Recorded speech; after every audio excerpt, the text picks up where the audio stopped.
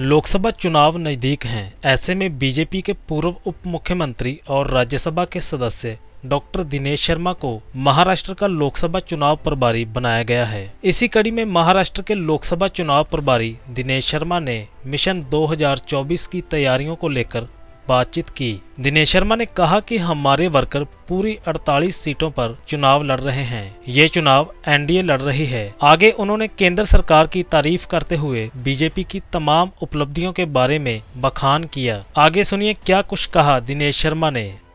BJP का worker की जहां तक बात है, हमारा वर्कर पूरी 48 सीटों पर चुनाव लड़ रहा है। ये चुनाव एनडीए लड़ रही है। शिवसेना का, शिंदे गुट का जो कोई भी प्रत्याशी है, एनसीपी हमारे अजीत दादा के कोई प्रत्याशी है, तो बीजेपी अपने प्रत्याशी के तरीके से ही उसको गंभीरता से ले रही है।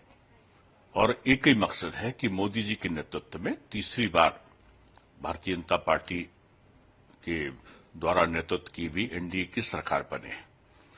और इसके लिए निचले स्तर तक के कार्यकर्ताओं में आपसी सामंजस्य की प्रक्रिया काफी, जिसको मैं कहूं कि सकारात्मक है और लोगों में उत्साह है। एक ही उत्साह है मोदी जी को तीसरी बार प्रधानमंत्री बनाना।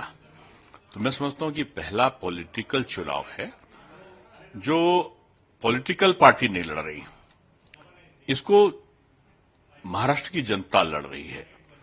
और एक अजीब सी लोगों में पॉजिटिव अप्रोच है मोदी जी के प्रति, गवर्नमेंट के, सेंट्रल गवर्नमेंट के प्रति भी।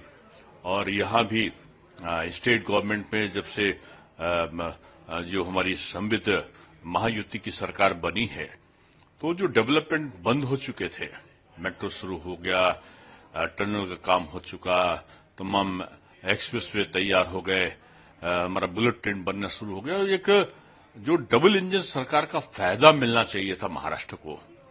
केंद्र सरकार की गरीब योजनाएं बिल्कुल आसमान पर एक तरीके से उनका काम हो रहा है एकदम तेजी के साथ में। और जो चाहे वो आवास देने का हो, अनाज देने का हो, यानी केंद्र और राज्य का जो समन्वय है वो सीधे जनता को दिखाई पड़ रहा है। इसलिए महाराष्ट्र में मैं समझता हूं कि इससे पहले इतनी अच्छी जो पकड़ और सोच थी वो कभी नहीं थी। सर, सीट शेयरिंग को लेकर के सभी दल ये कह रहे हैं, तीनों प्रमुख दल जो है गठबंधन के कह रहे हैं कि सीट शेयरिंग फाइनल हो चुकी है, लेकिन आंकड़े अभी तक कोई सार्वजनिक नहीं हो पाए। देखिए, आंकड़ा भी अभी प्रथम चरण का चुनाव भी दूर है, काफी समय बाकी है ना।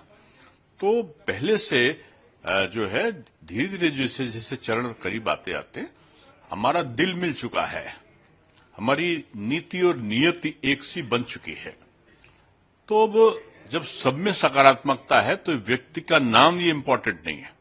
आप बीजेपी की वर्किंग के बारे में जानते हो कि बीजेपी का जो कार्यकर्ता है वो निश्चित रूप में आप मानकर चलो